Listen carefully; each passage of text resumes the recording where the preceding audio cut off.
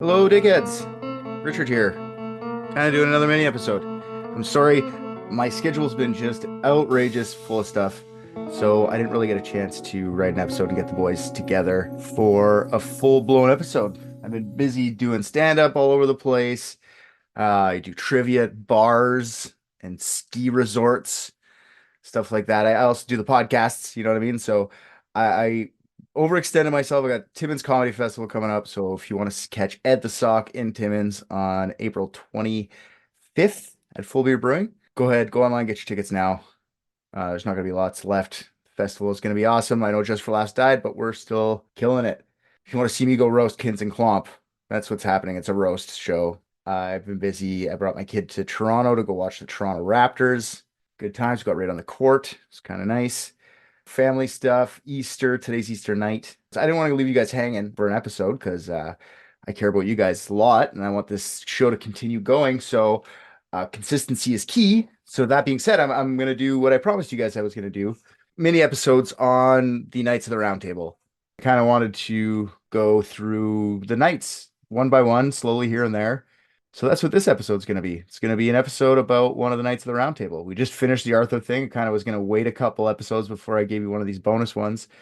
But, time crunch and these episodes are just going to be short. So I figured, yeah, why not? Let's do one we mentioned a bunch of already in the King Arthur series. Let's talk about King Arthur's, I guess, what would you call him? His stepbrother? Not really a stepbrother, I guess like an adoptive brother. I don't even know what that's called. But yeah, let's talk about Sir Kay, one of the OG Knights of the Round Table. An elite team of private detectives. What if balloons are aliens? Maybe that's the key component we're missing. Cover-ups. John's guilty. Mysteries that need to be solved. Maybe Mormons need mountains. Richard, shut up. So like I said, I'm going to do these mostly solo. Friend Christy from Unethical Podcast wants to come on for a couple of them because she loves this Arthurian shit. So I'm going to get her on a couple. But today, this one's going to be by myself. So Sir Kay, as you might remember, is Arthur's stepbrother. I don't even know if that's the right term. I don't know when you're not even adopted. You're just like kind of dropped off at someone's house, at Sir Ector's house, and then he has a kid. Is that your stepbrother or is that like foster brother? Let's say foster brother, kind of like a foster parent. So Sir Kay was Arthur's foster brother, son of Sir Ector, the guy who took Arthur in after Merlin won him in a rape spell bet he made with Arthur's father, Uther Pendragon. If you remember the old rape spell, it's like, I'll make you look like her husband. You got to bang her though, and you got to give me your kid. So talked about Kay a little bit in the Arthur series, just a bit. Like when Arthur was like Kay was a couple years older than Arthur, I guess, and when they were kids, you get knighted, I guess, when you're 18, 19 or something like that, or that's what the way it makes it sound. And Arthur would have been at 12 or 13. So Kay would have been about 6, 7 years older than him. When Kay became a knight, he wanted to go to the games and go participate in the sword fighting. I think I mentioned this before. Sword fighting was kind of like the lower echelon games, like the jousting was the big games. But he was going to be in the sword fighting. Kay signs up for the sword fighting, but he loses his sword. And Arthur, being his squire, felt guilty about his sword getting lost or whatever, goes out into the middle of the night, London in the middle of the night, finds the sword in the stone, pulls the sword in the stone. The royal sword gets then brought over to Kay, who tries to pretend that he pulled the sword out because everyone was like, where'd you get the sword? Because if you pulled that sword out, you were king now. So obviously someone's going to be like, hey, everyone knows the sword. It's probably the most famous sword in the land. So you see Sir Kay walking around. And Sir Kay is a big dude. We'll talk about that in a little bit. But Sir Kay you noticed him without the sword. And when he has the sword, like you notice it right away, right? So everyone's like, where'd you get the sword? He said, I pulled it from the stone. And then his dad actually comes out and questions him in front of the crowd and goes, hey, Sir Ector goes, hey, where'd you get the sword? And he couldn't lie to his dad. So he told his dad the truth that Arthur had actually brought it to him. And everyone turned in amazement, saw Arthur, you're the king of England, the once and future king, blah, blah, blah. We're not talking about him today. We're talking about Kay. Sir Kay in Arthurian legend is kind of like, I think I said this in the episode before too, he's kind of like the opposite or the foil of Arthur, He's known to have a violent temper. He's just a jerk in general. He's cruel, especially to women. I think he hits a woman in one of the stories.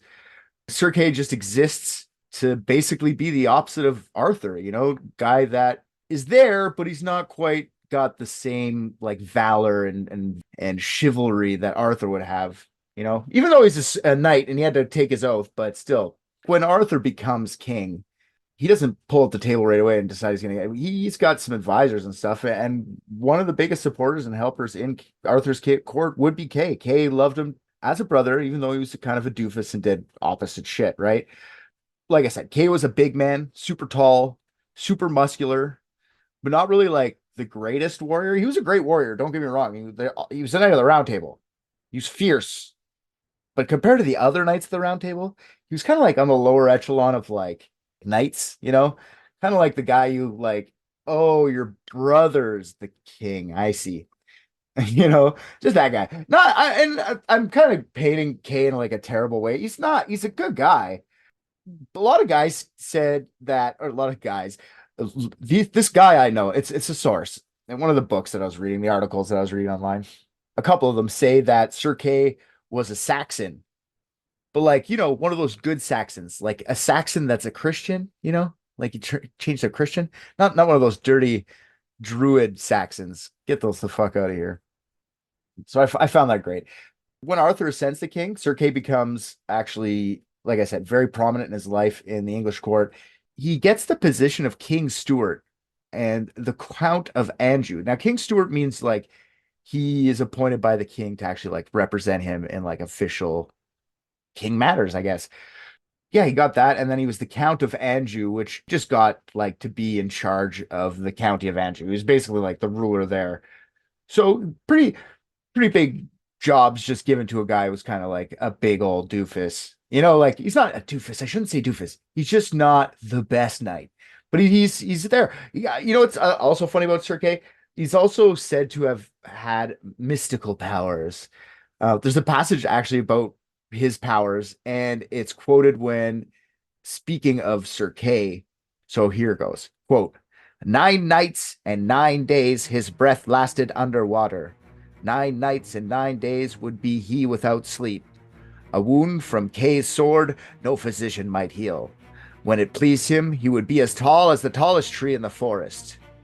When the rain was heaviest, whatever he held in his hand would be dry for a handbreadth before and behind because of the greatness of his heat, and when his companions were coldest, he would be as fuel for them to light a fire. So, yeah, he doesn't have to, he can hold his breath underwater for 9 nights and 9 days. He doesn't have to sleep for 9 nights and 9 days. If he stabs you, it's not going to heal. He could be as tall as he ever wants. When the rain was heaviest, he kept stuff dry because he's hot as shit, dude. So I think that's kind of funny. Yeah, he's referred to as one of the 3 enchanter knights of Britain. I'm not going to tell you who the other 2 enchanter knights are. I'm going to wait until we get to that part of the one of those guys in the miniseries. But he is called that. Now, I know everybody makes fun of me because I can't pronounce words. I'm sorry, I'm stupid. But here's going to be one. So Sir Kay had a wife named Androvit. Androvit. Kay first meets his love Androvit when her father, the king of Northumbria, is holding a tournament. Sir Kay is supposed to be jousting, and he sees Androvit, and he falls madly in love with her, but he's too scared to tell her. So he goes back to King Arthur's court and tries to forget about Androvit after the tournament's over, which he did not win, I don't think, because he's Sir Kay, Actually, I'm lying. I think he did win because I think Androvit gets all pumped up because he won. I think Androvit actually falls in love with him because he did win. That's neither this or there. He's still Sir Kay. A few months later, Arthur gets word back that the king of Northumbria has died and his brother has taken the throne, and that his brother is trying to marry off Androvit, his niece, to a commoner, just so he can take the kingdom forever. So Kay gets word of this from Arthur, and he says, no, that's the girl I love. I'm going to get her. I'm like, I could marry her, I could go be the king of Northumbria. So Kay heads back to Northumbria, and he breaks up the commoner wedding with his love, Androvit. And Androvit remembered him because he did win the tournament.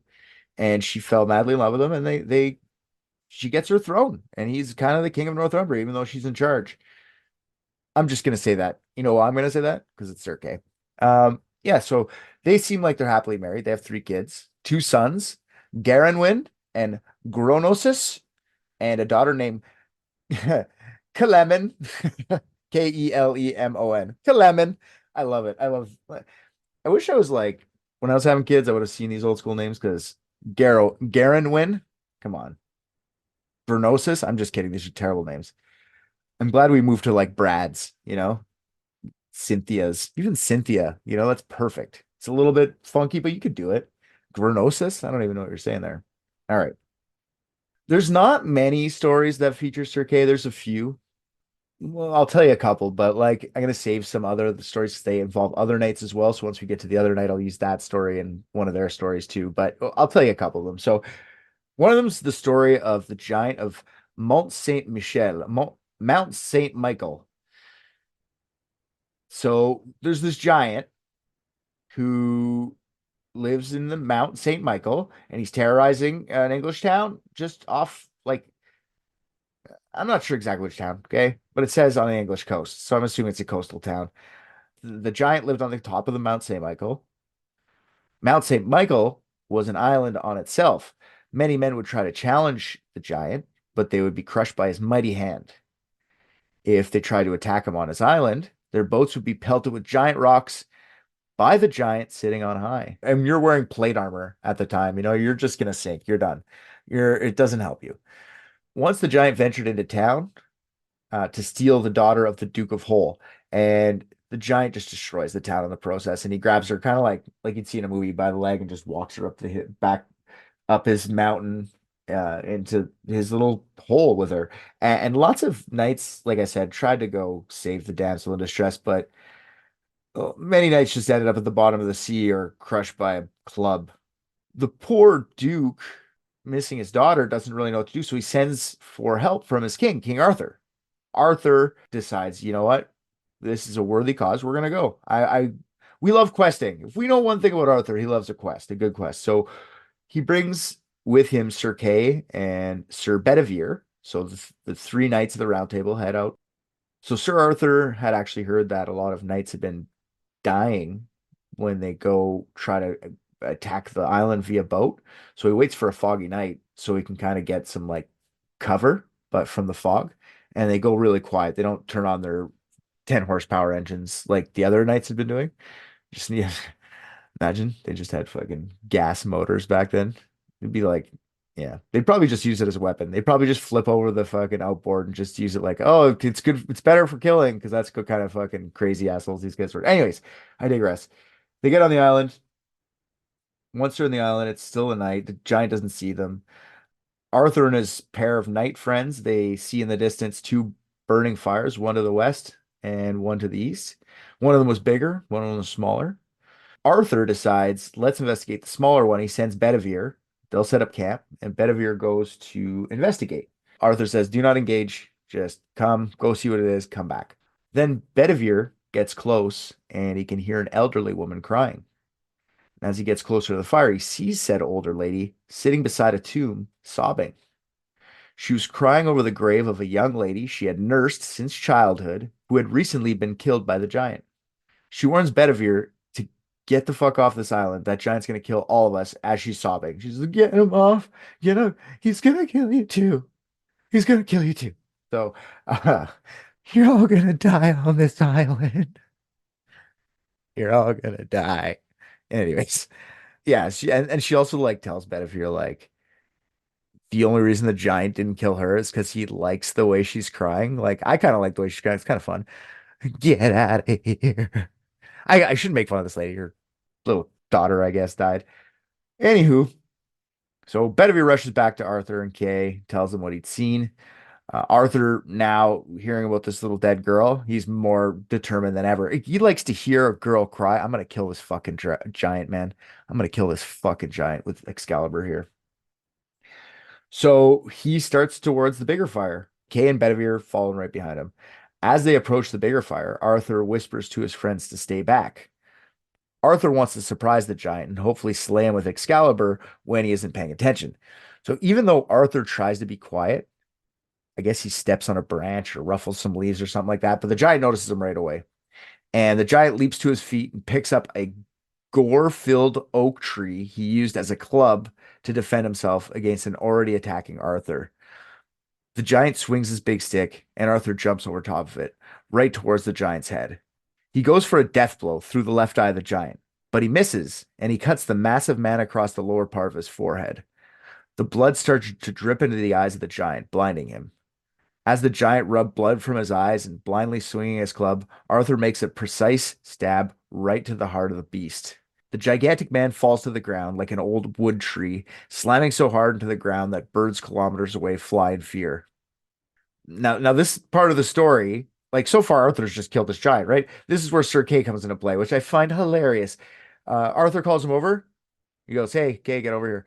I want you to chop off this giant's head so we can bring it back down to the village and we can show them that like we killed the giant." Okay, your turn. So like Kay, that's it. Kay does nothing. Kay just cuts the fucking giant's head off for Arthur, who just did all the work. I fucking love it. I love how he's just like, I bet you Arthur was like, "You got to carry the head too. I'm tired. I just had to fight. You didn't really do much, so you can carry the head." Arthur's the hero, Kay's the bitch. The foil. They're opposites. Kay just stood there. I bet you they could have helped. Like Sir Kay and Bedivere were there. They were nearby. They just went, "Oh, look at Arthur and Excalibur," and just let him do it. Anyways, yeah, he's Sir Kay. Anyways, uh, there's another story where Kay kills another giant. Arthur's called to save another maiden. The story involves Kay and five other knights doing a series of quests that lead them to saving this maiden. This is one of those quests I'm kind of going to breeze over because it's more of somebody else's quest. So I'll tell it when it's their time, but I'll give you a little rundown. So one of the quests that they have to do, these knights, is kill a giant for his magic sword. Actually, Kay is actually the killer this time. So Kay is kind of a badass in this one. Another one of the quests is killing a witch for her blood so they could make someone's magical beard be able to be cut. Not a joke. I'll tell more about that later. But yeah, the witch's blood just softens up that beard enough to be clipped off. And they need this dude's magic beard hair for their quest. After these quests, Arthur and Kay lost a lot of men. Kay and Arthur are never the same after this. It's kind of a sad one. They lose a bunch of guys. Yeah, so it's another giant killing one. So it's kind of like not like, do I have to get into the giant killing every time? They're gonna kill a lot of giants. I don't know. But you'll hear more about it in another episode about another night. Just excited for it. So here's some more.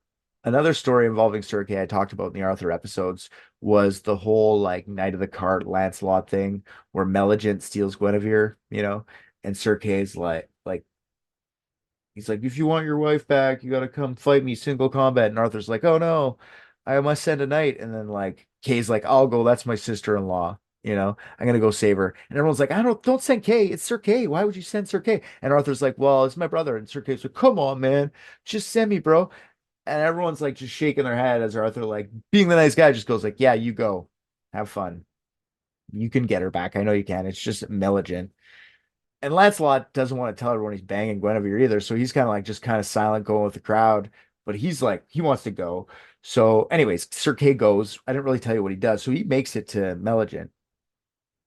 And Milligent kicks his ass. That's all. It is what it is. It's Sir Kay. Like, we all knew that was going to happen. But he takes Sir Kay as like, he's taken for leverage. I'm not really sure why he's taken for leverage. It doesn't really make sense to me. You just heard me ramble on forever about leverage. But anyways, he gets back to the kingdom of Gore with Kay in hand, Guinevere in hand. Lancelot comes and saves the day. After Lancelot saves the day, Kay is accused of banging Guinevere because there's blood all over her bed, and he was like passed out in her room when he was knocked out, beat the fuck up, and Lancelot came up and fucked Guinevere in the middle of the night, his lover. But Lancelot was bleeding from fighting Meligent and just won. Kay was passed out dead in the corner. So as soon as the maidens came up in the morning, they said, "Oh no, someone's been fucking the queen. It must have been Sir Kay, his foster brother. Oh no." And then I guess Lancelot has to go defend him to Meligent, being like, "No, they're not having an adulterous affair. It's not happening. Kay and Guinevere are not banging." Yeah, and then that's really the only contribution Kay has to the Knight of the Cart story. When I do Lancelot, I'll do the whole story. I did kind of breezed over it in the other episode too. Sir Kay is also featured in the Holy Grail story, and he's an asshole in that. I'll tell you some highlights from Kay, but I'm not going to tell the whole story. Kay, at one point in the night, it'll be funny when you hear this later, but in the Holy Grail story, he slaps a maiden, just slaps her because she's like, Percival's a good knight. And he's like, or she doesn't even say that. She says, Percival will be a great knight. And he's like, you dumb bitch, and just backhands her. And everyone's like, oh, that's a knight of the round table. So later on, Percival in that story breaks Kay's shoulder as a revenge for that. So he gets his. Kay gets his from other people. But like I said, more on that story when I do the Holy Grail. So Kay ends up surviving the war against the Romans and King Lucius. At some point, he's sent to find Excalibur's scabbard, the one that Morgan Le Fay chucked away years prior, but he didn't find it because he's Sir Kay. Sir Kay dies in the final battle against Mordred and his rebellious army. Kay is buried at Caen or Chinon. Kay is kind of boring, but this is what I was kind of like looking for, is just a little bit of Kay. Kay's been in a lot of stuff though since, like he's prominently featured in all the Arthurian stuff I've ever seen. He's always his brother and stuff like that. Like if you remember the Sword and the Stone, he's definitely Sir Kay is definitely there. He's been in almost all anything Arthur related that's been on TV. Like if you see that Canadian show, I don't know if you're Canadian. I remember I wanted to watch it. It wasn't that good, but it was called Camelot, and Kay's in that.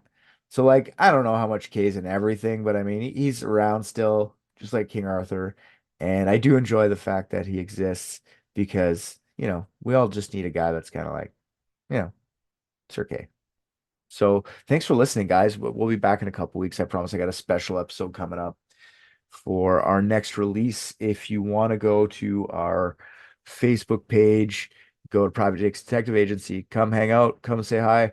I'm active enough. I wish I was more talkative. I'm just not on social media. I'm there. I don't know what to say. Hey, what's up? Tell me 5 things you like about yourself. Tell me about your wife, man.